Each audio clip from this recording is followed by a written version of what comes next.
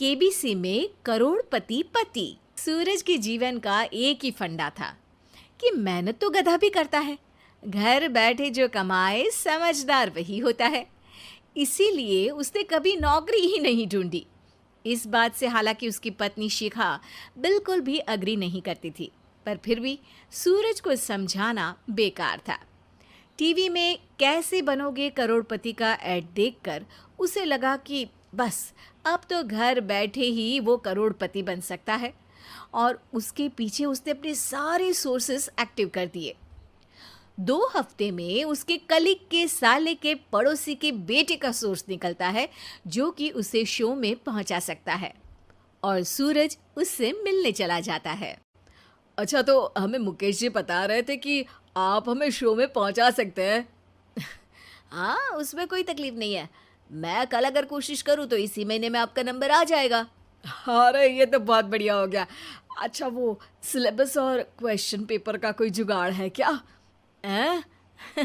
उसका तो कोई जुगाड़ नहीं है। तो वो वाकई में कुछ भी पूछ सकते हैं? हाँ, वो तो बच्चन जी पर है, जो पढ़ते हैं वो पूछ लेते हैं। पहली कोशिश फेल होने पर अब सूरज के सामने एक बहुत बड़ा सवाल था कि आखिर जवाब कहाँ से लाए। तब शिखा ने एक सजेशन दिया, क्यों ना सूरज अपने चचेरे भाई सुमित से मदद मांगे, जो कि यूपीएससी की तैयारी कर रहा था। हालांकि इतनी मेहनत करना सूरज को समझ में नहीं आता था, पर कोई और रास्ता ना मिलने पर वो आखिर सुमित से बात करता है। अरे सुमित, हमारा कैसे बनोगे करोड़पति के लिए सिलेक्शन होने वाला है। तुम हमें थोड़े चिट बनाने में मदद करोगे क्या? अरे भैया, चिट बनाए तो सालों हो गए, उसमें हमारा एक्सपर्टीज नहीं है, बल्कि आप बोलो तो हम आपकी पढ़ने में ज़रूर मदद कर सकते हैं। हट, कैसी अनाप शराब बातें कर रहा है तू।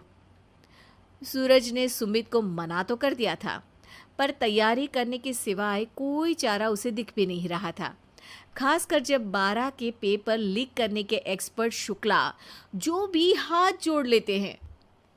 आखिर सूरज को सुमित के पास जाना ही पड़ा, और उसने सुमित और शिखा से वादा किया कि वो बहुत मेहनत करेगा। 1 महीने की तैयारी के बाद फाइनल हुआ कि शो से 1 हफ्ते पहले एक ट्रायल खेला जाएगा, जहां पर सारे रिश्तेदार ऑडियंस की जगह पर होंगे और शिखा सवाल पूछेगी। दूर दराज से भी रिश्तेदार आकर हाजिर हो गए देखने कि आखिर कैसे बनेगा सुमित करोड़पति। सब कुछ सेट था, और इतने में सूरज आकर अपना स्पीच देता है। ये 1 महीना मेरे लिए आसान नहीं था, पर अपने भाई सुमित और अपनी पत्नी शिखा की मदद से मैं इतनी दूर पहुंच पाया हूँ। मेरे मम्मी पापा के आशीर्वाद ने भी बहुत साथ दिया है मेरा। मैं उम्मीद करता हूँ कि आज के शो में आप लोगों को बहुत मज़ा आएगा। साक्षी पहला सवाल पूछती है और पूरे कमरे में सन्नाटा छा जाता है। इंडिया में कितने स्टेट्स हैं? 3, सॉलिड, लिक्विड और गैस। अरे रुकिए, तो ऑप्शंस तो देने दीजिए। इतने में 5वीं कक्षा का चिंटू बोल उठता है। अरे क्या मामा, आप तो पहले सवाल पर ही आउट हो गए। अरे बेटा, पहला सवाल तो ट्रायल होता है ना। अरे तुम अब देखना। देखने जैसी बात तो थी ही। सूरज को इतना शांत किसी ने नहीं देखा था। कभी कभी तो लगता था मानो सूरज आंख खोलकर ही सो गया हो। मामा जल्दी करो प्लीज, कल सुबह पनवेल भी तो निकलना है। अरे हट, कंसंट्रेट करने दे मुझे। 3 सवाल में 3 लाइफलाइन खत्म हो चुकी थी, और अब चौथे सवाल पर भी सूरज का मौन नहीं टूटा। पर सूरज अभी भी हार मानने को तैयार नहीं था। उधर हर कोई सूरज को छोड़ सुमित को देख रहे थे। आखिर सुमित ने ही तो पढ़ाया था सूरज को। गजब बेइज्जती है यार। अरे बेटा, तो बाप का, दादा का, भाई का, सबका नाम बुड़वाएगा। अरे 3 लाइफलाइन ले ली तो भी तेरा कुछ नहीं होना है। अरे कोई इतनी बात करता है क्या शो पर? अरे बेटा, शो पर तेरे जैसे भी तो नहीं आते ना। सूरज की ये जंग आखिर 1 घंटे बाद 5वें सवाल पर खत्म हो गई, जब उसने इंडिया के नेशनल बर्ड का नाम कहा, कौवा। अरे बेटा, मजा तो बहुत आया, बस थोड़ा टाइम पर खत्म होता तो आनंद भी आ जाता।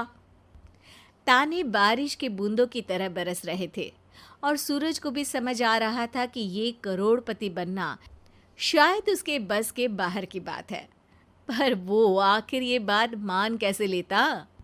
वो सख्त लौंडा जो ठहरा, उसने सोचा कि बेइज्जती तो हो ही चुकी है, पर अगर मैं हार नहीं मानूं तो शायद कुछ हो सकता है।